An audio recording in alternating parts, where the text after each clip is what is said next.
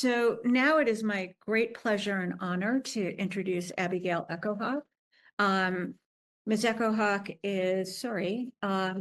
Echo-Hawk is a member of the Pawnee Nation, and she is EVP of the Seattle Indian Health Board and the director of the Urban Indian Health Institute, a tribal epidemiology center.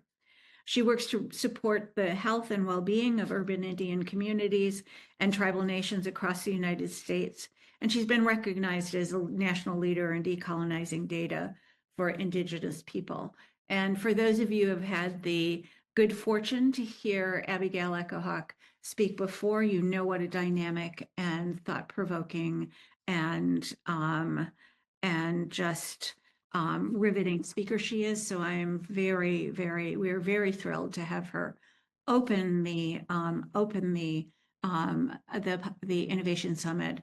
And following her talk, there will be a Q&A that will be facilitated by Jamie Trotter.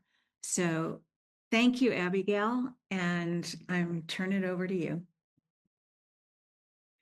Thank you so much for this invitation and the opportunity to speak with people who are the ones advocating for our relatives. At the Seattle Indian Health Board, where I am blessed to be executive vice president, we refer to all of our patients, everybody we are blessed to be in a relationship with, to provide services and care ranging from clinical services, dental services, social services, and culturally based services for our relatives. We recognize our relationship to them.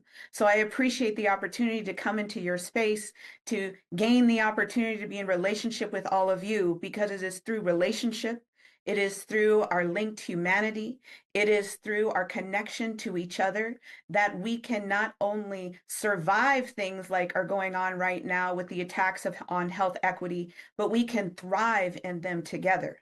So today I want to share with you the journey of myself, of some of the relatives I'm blessed to serve at the Seattle Indian Health Board, as I share with you towards justice, what Indigenous equity looks like when we put it into action. I struggled with what I was going to say today. So many things have changed, whether it be just a couple days ago, now that we know that, for example, SNAP benefits are going to be available to many of the people that we serve, to experiences of my staff and the relatives that I serve. And particularly now in an era where the words health equity are seen as a political phrase versus action, I just wanted to review and thank you for the great review talking about the difference between equality and equity with you all right now. So I've really struggled over the years with the definition of Western health equity. This is an old graphic. I'm sure many of you have seen it before. Some guy made it like 15 years ago. I feel like for maybe like 5 years after that, I saw it at the bottom of everybody's email that I worked with. And I always struggled when I looked at this. And I couldn't quite figure out why I had a problem with it. When we think about equality, it's, like this picture shows, it's like giving everybody the exact same things when we know that there have been differences in the way that people have been treated. For example, my people, the people of the Pawnee Nation, in the years of from 1873 to 1875, our people were removed from Nebraska and Kansas, forced on a long walk to the Oklahoma territories, to then become incarcerated on the Pawnee Reservation. And so that long walk, that experience, the incarceration over the years on that reservation, which for many years my relatives were not allowed to leave without a permit from the Bureau of Indian Affairs. And in fact, if we did leave that incarceration on that reservation, you could be shot and killed on sight. I have a relative who was shot and killed on sight because he left the reservation seeking food. And so we have these stories, we have these experiences, the experiences of the Pawnee Nation and of those people who were incarcerated, who were starved to death, who were then fed commodity foods based in high fats and high sugars that resulted in obesity, diabetes, and cardiovascular disease. Those experiences are different. We can't just hand the same box.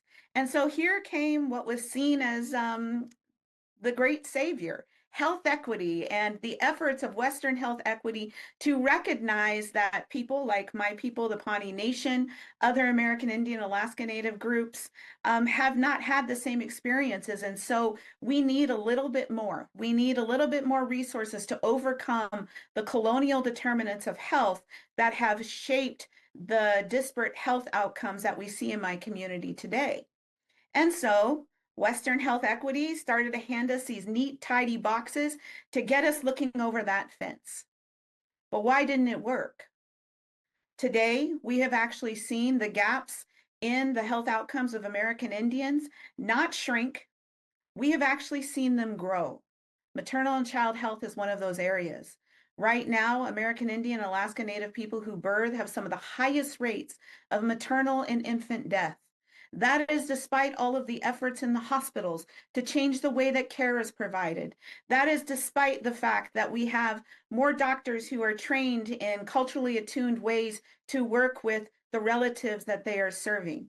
It has not been because of the evidence-based practices that, these that were handed to us that said, teach breastfeeding, teach safe sleep, teach, how to rest during pregnancy. We were handed all these neat, tidy boxes, and I'm still seeing the mothers, the babies, the people who are birthing die around me, not only in my clinic, but in my family and in my community. Why didn't Western health equity work? It's because those neat, tidy boxes were never meant for us. Why are we always behind a fence? Why are we always away from the crowds, from the grandstand? And why are we thinking that the game that we're all looking at in this metaphor, the game is representative of overall health and well-being? Why do we assume that the health of a Pawnee woman is the same as a health of a non-Hispanic white woman or a Black woman? Our experiences are different. And Western health equity has failed us because it assumed we needed their nice, neat, tidy boxes that fit other people's narrative about us, but it was done without us. I want us to imagine a different world, one where those neat, tidy boxes aren't there anymore, where the game that we're all looking at is not the same. And in fact, I often feel that the health that is expected when we look at, we're often compared to the health and wellness of non-Hispanic white folks. I think sometimes theirs is too low. I'm not trying to be like them. What I am looking to do is to overcome the systematic barriers of the colonial determinants of health that allows us to focus the health and well-being of people who 500 years ago were the healthiest people on this land, and we will be again. So I want us to imagine a world like you see in this photo. And in this, I have a Native woman. She has her baby on her back. That baby is in a cradle board. A cradle board is traditional safe sleep. It meets all of the criteria and the recommendations of the Academy of Pediatrics for safe sleep to prevent sudden infant death syndrome. These cradle boards were something that we had always had. And in the late 1800s, up until about 1940, we were actually, they were banned and it was illegal for us to practice these cultural safe sleep. And we saw our babies die as a direct result. In this picture, I want you to imagine that the fence blew up. She went through that hole. She took the pieces that exist within Western science, some of the amazing parts of Western medical practice, and she used them to help build that cradle board, because we're not disregarding the strengths. We are just not focusing there. And we know that when we focus on the health and well-being rooted in cultural and tradition of Native people, it is the only time we have seen our outcomes change. And it is one, unfortunately, that makes people very uncomfortable. We make people uncomfortable because our practices are different. Why are you uncomfortable is the question. Why does it threaten your practices because ours are different? That is the internal biases that we need to look at within ourselves, within our organizations, to find out why we're uncomfortable and recognize that there's nothing wrong with being uncomfortable. If we are truly going to achieve health equity, we have to get comfortable with being uncomfortable. So today I'm going to be sharing with you stories that represent the experiences of my people. They're going to contain stories of physical, emotional, spiritual, sexual violence. It is going to talk about the experiences shared with the relatives that I'm blessed to serve.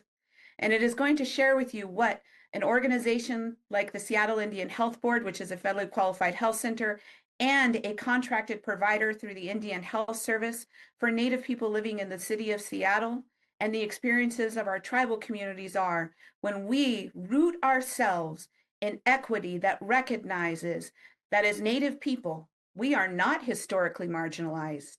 We are we are impacted by historically um, colonial institutions that have worked to harm us. But when I look at our history, we are historically resilient. We are not attaching the Western history to us. We had a history before that one began. We are historically resilient. We are historically strong, and we were historically healthy. And that is where we are going to be again. I wanted to open with a story of an experience I had several weeks ago. I got a knock on my door down in my office. My office sits below our clinic floor. And it was one of my directors, and I could sense the panic in her face. She entered my office and she said, "Abigail, we need you upstairs right now. We have an 80-year-old relative who just reported that she has been raped." I immediately went upstairs where I met with my staff, a clinical social worker, a medical provider, and the director who oversaw those services. And they quickly shared with me the story that one of our folks from our elders program had disclosed that she had recently been raped, and she wanted to speak to our traditional people, our traditional medicine people, along with our Western folks, and wanted to discuss the possibilities of reporting her rape. And as I looked at my staff, all of them women of color, all of them with experience and training on how to work with an 80-year-old woman who had just been raped. And yet I even saw within their experience the little heart, the fast beating of their hearts, the welling of tears in their eyes as one of them wheeled this relative in her wheelchair into the room where I was waiting for her. We sat down and we began to talk, and our traditional person began to pray. Now, that isn't something you often see in a federally qualified health center, a person praying in the corner with a relative. The Seattle Indian Health Board has actively worked with tribal nations across the country, and actually the first Trump administration, following through in the Biden administration, and we are seeing it being implemented now, the reimbursement for traditional Indian medicine and getting that reimbursable through CMS for relatives like this one. So what are those services and what does that look like? On our clinical teams, we have a medical provider, we have clinical social workers, and we have a traditional Indian medicine doctor who works in parity alongside our Western medical doctors. Because we recognize our health and well-being and our traditional medical practices sustained us since time immemorial. And why would that change just because we have access to different kinds of medicine now? And as a result of the Seattle Indian Health Board's advocacy alongside tribal nations, we were able to push that through, and we continue to see bipartisan support in Congress and the support of Secretary Kennedy on the reimbursement of these holistic services for Native people. And here it was sitting in the room that day when she pulled out a rose spray and sprayed it in the air, as that Native woman with the tears running down her face, when she put her hand in mine and we discussed what had happened with her and what she wanted to do, because she was the one who was going to make the choice. It wasn't going to be a choice of us. It was going to be a choice of her with the support of a community around her, along with all of the services that she needed in a culturally attuned way. Now, many clinics don't have this opportunity, and in fact, in most Indian Health Service facilities, 25% vacancy rate is what we experience. We know that right now, as a result of changes in the administration, we're seeing workforce programming being cut, what were then called diversity supplements, training opportunities, and I have seen that impacted in my clinic and others. And that is not what our people deserve. They deserve the workforce that understands the experience of somebody from a rural tribal community who moved to a city, who was in a program and is 80 years old, end of life experiencing stage 4 cancer who had just been raped. That is what they deserve, and that is what my staff was able to provide. And now we are seeing multiple states across the country filing for what are called 1115 waivers. We have one going forward in Washington State right now. It has passed in 4 other states, and we see that happening across the country. So this relative, so this woman, so the ones like her get the services that they deserve and the services that they get to make the choice about. As we sat with her, she shared with me, she said, Abigail, I wouldn't even have said anything, but I saw my perpetrator down in the program. The perpetrator of this woman, this 80-year-old woman at the end of her life in stage 4 cancer, was in my building, was in the program. She had seen him. And she told me, she said, I wouldn't even have said anything, but he was talking to another woman and I was afraid, what if he did to her what he did to me? And so I want to report this because I don't want her to be hurt. And I looked at this elder and I saw in her face and in her eyes, and I heard in her story, the stories of so many other Native people that I have lived, worked, breathed, been in relationship with, where they care more about the people around them than they even do about their own safety. And we saw this during COVID-19 when the treaty rights of American Indians and Alaska Natives who operate our own healthcare were upheld, and we were allowed, and regardless of what state we were in, to determine who we would give the COVID-19 vaccine to.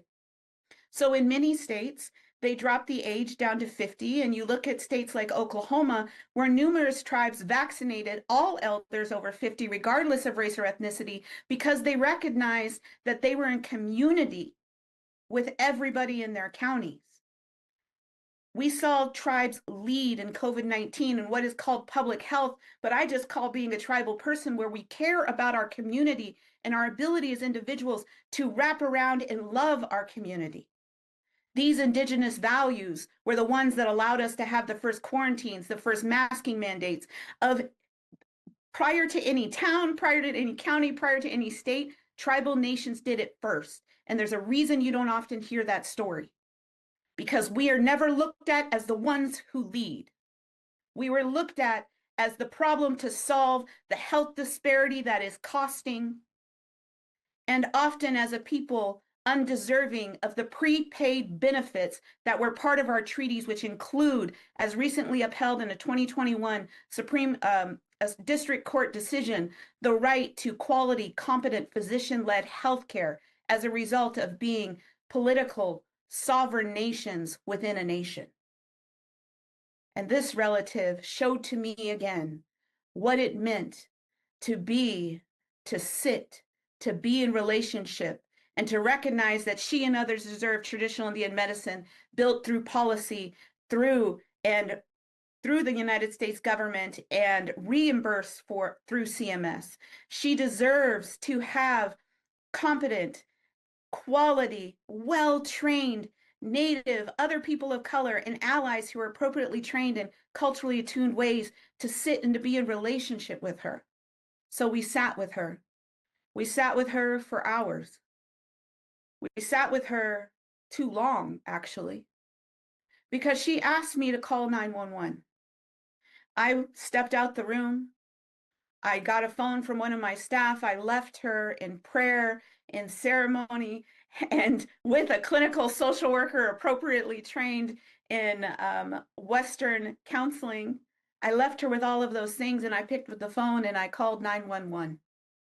I reported to 911 that I had an 80-year-old woman who had been raped, who would like to report that, and that I had her perpetrator in the building in a downstairs program that we had. I answered all of the questions of the detective, how tall she was, what race and ethnicity she was, what color was her hair, what color were her eyes. I said she was in a wheelchair. And I also described the individual who my staff had gone down, looked at, provided the description. I hung up the phone with 911. I worked with my staff to, I assumed, have the police come. And we waited and we sat with her. 10 minutes passed, we waited. 20 minutes passed, we waited, and I thought about how the precinct of the Seattle Police is a quarter of a mile away from my facility. We sat for 30 minutes. We sat for 40 minutes. We sat for 50 minutes, and after an hour, I was fueled by incredible anger and the fact that the Seattle Police had yet to show up to arrest a perpetrator who could be gone in a second. My staff have no way of holding somebody here. For an 80-year-old woman who had been sexually assaulted. And I saw the tears in my staff's eyes as they were experiencing the same trauma, because this is their grandma. That's how we think about her. This is our relative. And we saw the colonial determinants of health come into play. And American Indian Alaska Native women, 1 in 3 will experience physical violence in their lifetime. 1 in 3 will experience sexual assault in their lifetime. And here was this woman telling me that this wasn't her first time being raped, and it wasn't her first time trying to report it. As I waited for the police, and I waited, and I waited, and I waited. And in that time, as I watched my staff, and as I was able to have a relationship with this woman because I have experienced the same trauma she has, and I was in that room because my staff knows that when folks have these experiences, I am the peer advocate for them. We had all of that for her, but we didn't have what so many other people in this country do have, and that is the opportunity for justice. We did a survey here in Seattle of Native women who had experienced sexual assault. Only 8% of them saw their abusers arrested and prosecuted. That's not even who actually got convicted. We know that Native women have the highest rates of physical, sexual assault, and domestic violence in the country, along with all of the things that go along with that. Because when you can't even get the police to show up, what does that do to your heart? How do you treat that trauma? Maybe you use substances. We see high rates of substance use disorder among people who have experienced high ACEs numbers, folks who have experienced large amounts of trauma. We see people with coping behaviors where they're just trying to treat the wounds that the world around them is perpetrating on them. So is justice available for this woman? Not in the way that many people think in the United States. And when the police did finally show up almost 2 hours later, we had done as an organization what justice, and probably the only justice she's going to get, is going to look like. And that is the advocacy we provided for her. That is the strength of the peer advocate support. It's the highly trained clinical social worker with incredible skill sets.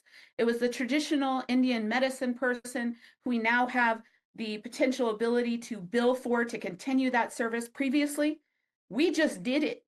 We just found the money. We just found the resources. And sometimes our Native medicine doctors, they just volunteered. Because Indigenous health equity tells us we are not a problem that everybody wants to solve. We're not the high rates of suicide. We're not the high rates of cardiovascular disease. We are not the violence perpetuated against us. We are every single one of the answers if you will just stop, if you will just listen, if you'll stop with your token land acknowledgement and actually look like what the land acknowledgement is saying. How are you putting that into actual action? Do you have a relationship with the urban tribal communities which exist across the nation, with the tribes in your state if you are one of the states with tribes in them? Do you have a reciprocal relationship with recognizing the inherent treaty rights for our prepaid benefit of healthcare, education? And I'm not sure if you all know this, but we actually have a right to safety. And it's not one we often get, but is one that we will work towards. So I can't tell you that at the end of this story, the police took a proper police report, because they didn't. I can't tell you at the end of this story that that man was immediately arrested, because he wasn't. And I can't tell you at the end of this story that when we put her on the access bus that day to go home, that she still wasn't crying, because she was. These are the stories, these are the experiences. But what I saw in her tears and what I heard in her voice as she shared with me is that she would report it again if it kept another woman safe. What I saw in her was love. And what I want to see in what we all do is love. The Seattle Indian Health Board, we always say everything we do is for the love of Native people, and we serve all people who walk in our doors the Native way. That means we push policy, we work towards things like reimbursement for traditional Indian medicine. That means we ensure that we are appropriately represented in the data and that we're not just talked about in the deficits, but we talk about us in all of our strengths, in all of our beauty, and that we have always been historically resilient. This story, other stories, experiences, they might make you uncomfortable. And actually, I hope they do. Because if we're sitting in comfort all the time, we are just upholding the status quo. So our faces might have a little frown. We might be like, oh my God, I've never thought about this before. And why didn't I know that healthcare is a prepaid benefit of American Indians and Alaska Natives, that they are to be provided free of charge by the Indian Health Service, funded, fully funded by the federal government? I didn't know that. Maybe you thought about it, as many people often do, as a handout, as welfare, not as the payment for the land that I assume many of your homes are sitting on. So what does it look like to get uncomfortable, to step into the opportunity to move beyond token words like a land acknowledgement that have no action behind them, and to recognize that Indigenous peoples, we are wrapping around love and community, not just for us, but for the person on the bus next to us, for the person in the counties in Oklahoma who got vaccinated at the same times because the tribes did it first, for the teachers in Seattle, Washington, that we vaccinated when they were told to go back to school with no vaccinations, and we vaccinated them before the state of Washington did at the Seattle Indian Health Board. That is the opportunity. And right now, as the rhetoric around equity is shifting and changing, and we saw the administration move to end all projects, all grants, all federal dollars, and they're trying to get to the state dollars even, that included DEI, there was a message that came from Indian country, that came from our tribal people, and that is, we're not DEI. We are political entities. We are not included under the definition of what the federal government calls DEI. And as that message came out, I saw communities of color and others get really uncomfortable and be like, oh, why are the Indians getting something that we're not? Why didn't they look at us instead as the tribal people have a benefit that they are willing to work and to share? What if they saw our ability to continue programs, workforce programs, programs for our children that were inclusive of other communities? We have one of the largest growing multiracial communities in the country, Afro-Indigenous people, Hispanic Native people, Indipenos. We have folks and they work within our programs, and we have been able to extend our not being included in the cuts to DEI, but rather looking what our treaty rights are for services to our people. We've looked at opportunities here at the Seattle Indian Health Board. We operate but we serve everybody the Native way. What if we were seen as allies and as people who could lead versus divisive narratives that said, why are they getting something in all of these cuts that we're not? And I'm here to tell you, we're not getting something that you're not. We've never gotten what we deserve. We've never received what we were promised in our treaties. But now is the time, and now is the opportunity. What is it that you can do? Action is where we all need to be. Moving forward and working in supportive, reciprocal relationships and partnerships are incredibly important. recognizing that together we have the opportunity to make change. And it's hard. Bravery is hard. Courage is hard. It's easier to just sit where we were at and to say, oh, somebody else will take care of that. Oh, that was already done. Those people are leading it. Have you ever asked them, how can I stand behind you? And sometimes if you carry power and privilege that organizations and people like myself, who as a Native woman often walk into rooms where I have to prove that I belong there, that I'm smart enough to be there.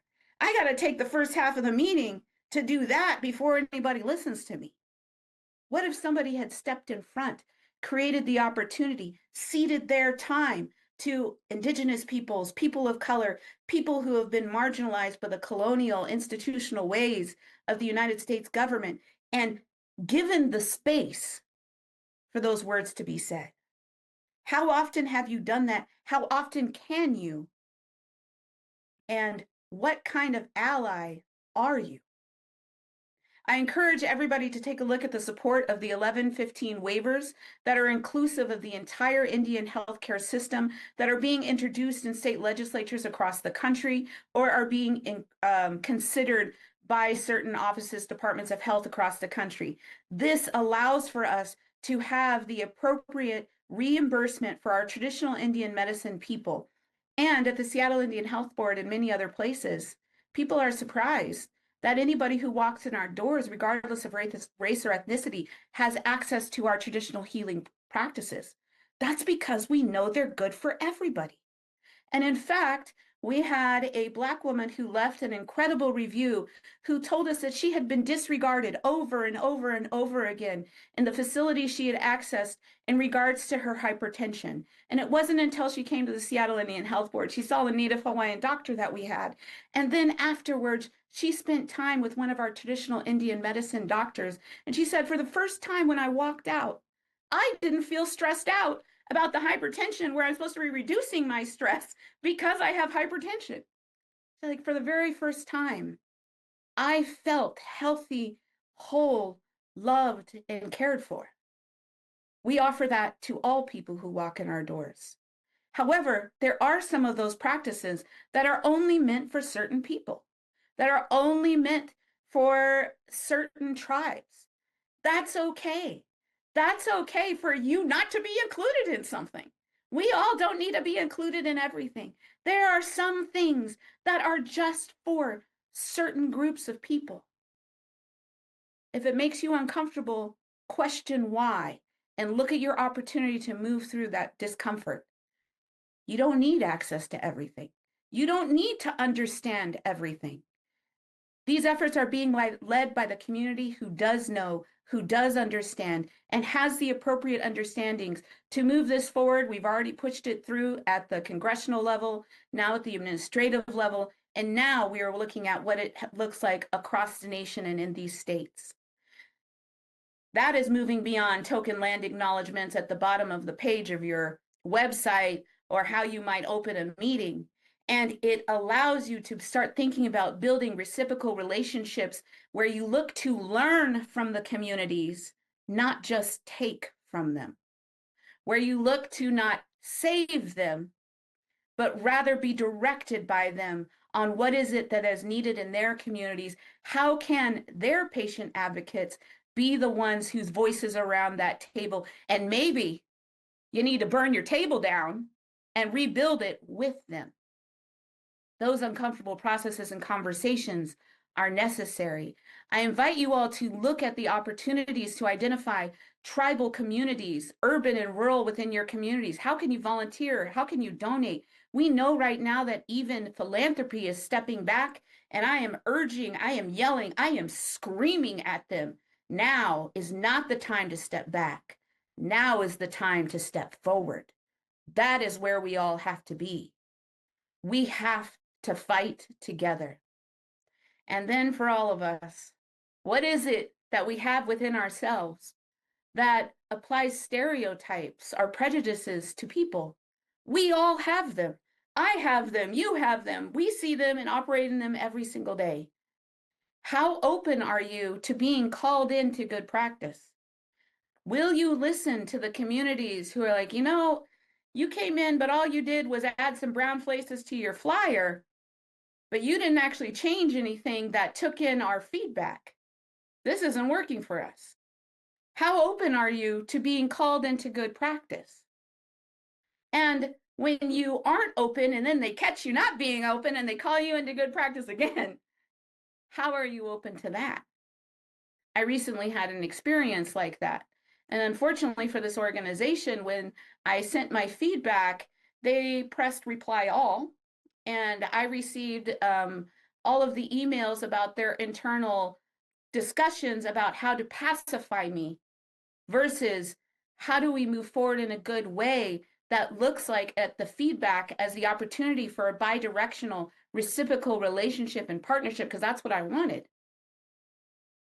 But what I saw in their emails was all the efforts to pacify me, all the meetings they wanted to do with me for free, all of the time that it would take.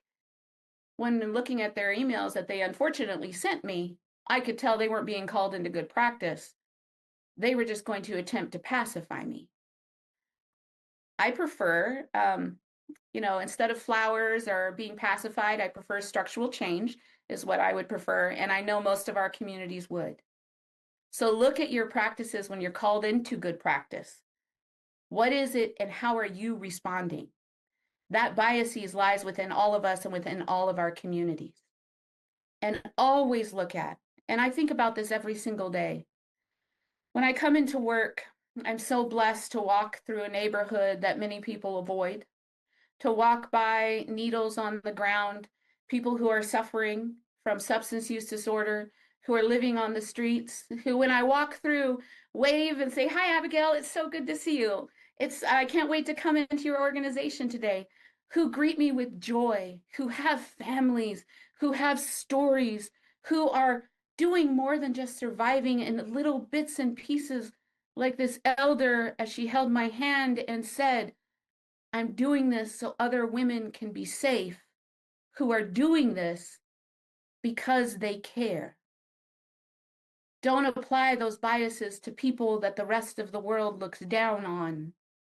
Instead, see them as sources of truth, bearers of strength, and for me, those that carry our culture, community, songs, stories, and the ones that I look to provide direction.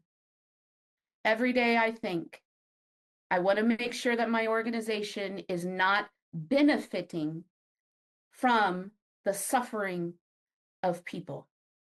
I want to make sure we are not benefiting from the suffering of Indigenous peoples, of Black folks, of immigrant and refugees. I want to make sure that we're not participating in what has been called the industrial complex of nonprofits that are just subsisting and existing and benefiting from the suffering of people. But rather we go back to why we were founded more than 50 years ago by Native women sitting around a table who said our people deserve more. And I cannot wait to work myself out of a job. I'll be an artist. I'll do something. Maybe I'll buy a flower shop. Who knows? But I would do anything to ensure that these health disparities end, that true health equity is achieved, and that we take the steps to be brave, to say our people matter, that we center around love. I want to be that woman, the one with the tears down her face, the tears that I could see within every single one, the face of another woman that she was doing everything she could to protect. And as I look back and I saw the tears in those eyes of my staff, I saw people who were leading, teaching, and working to ensure the next workforce that comes in can serve in the same way that they did that day, that they did the day after, and that they will do a year after. That is our opportunity. That is Indigenous health equity in action. And today I encourage every single one of you to ask yourselves, how big is my brave? Thank you.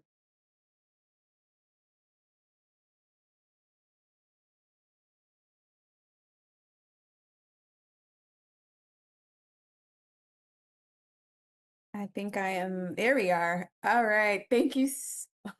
Thank you so much. That was an incredible keynote. I think it left us with a lot to think about. I just wrote down work yourself out of a job because I just think that is that is a remarkable sentiment. We don't have much time for Q&A. I did tee up a couple of questions. I think you answered a lot of the ones that I was going to ask you. But I think one of the ones, especially from a engagement perspective, that I really want to know about is sort of there's all of this research, right? Evidence around culturally tailoring interventions, right, to reach, specific minority, underserved, Black and brown, Indigenous communities. But I don't know if you have something to add, maybe specific to how we tailor the evaluation lens and the evaluation frameworks that we're reaching for. I think you spoke to some of the CMS reimbursements that's now been happening as a result of some of your work. So I'm sure that you've had to implement this and think about this at length. What are the frameworks, or what are the things to think about or consider when you're actually not just looking to measure impact, right, from a Western medicine standpoint, but from an actually culturally sensitive perspective? Yeah, creating measures that matter is something that I've actually devoted my career to. And so when I started doing this work in an Indigenous evaluation perspective of any kind of programming, whether it be traditional Indian medicine, cardiovascular programs, diabetes programs, didn't exist. And so there were some that were specific for tribes, but we were living in urban areas. We're not on tribal land. And so those programs didn't exist. And so we built one. My organization has an Indigenous evaluation framework, and I've trained agencies across the country, including federal agencies, but really looking at what measures matter. And here's the other thing that makes folks uncomfortable is very often we're given money to, say, address maternal and child health outcomes. And the measures that we are given by the agencies and institutions that have been the ones perpetuating them. Mm-hmm. So you are expecting us to measure, using your measures, how to overcome your racism. That makes no sense. Mm-hmm.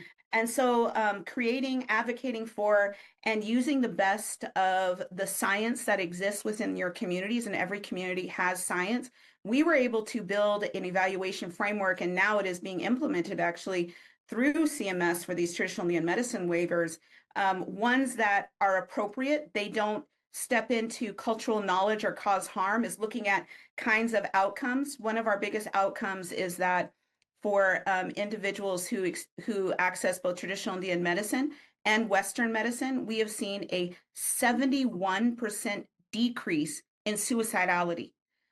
I've never seen that before, and we've seen it for more than a year and a half now. And so we are getting this really incredible information where we're showing that's life. That's life. That's what meaningful measures can show. And so I think people often get these measures from the different groups that they're working with, whether it be philanthropy or states, counties, and don't look at it as something you can't negotiate. I negotiate every single one of them. And very often I'm like, your measures are actually like so minimal. Like I can get something way better. And they're looking for way better. And so also don't be afraid to negotiate them. Use the community knowledge that you have. It is possible, and it's possible at every level. And like I said, all they can say is no, and then you just start at it from another angle. Mm-hmm. I love that. Thank you. The chat is still going strong. I want to call out some comments. Linda said she loved "How Big Is My Brave?" I love that too. Mary Carmen said organizations need to make sure they are reducing suffering and not benefiting from the suffering of people. Another quote that we want to leave with. I think I'm being told I'm at time, so I'm so sorry that I have to wrap up. I could talk, this about me. I could talk to you for some time. I think if you're able to stick around, we will ensure to get some of your questions and the audience's questions answered and over to Abigail. thank you so much. I think this was the perfect setting for the rest of the afternoon's agenda. And how big is my brave? We're going to hear some remarks around courage. So thank you, Abigail. You've left me with a lot. I know that you've left the audience with a lot to think about.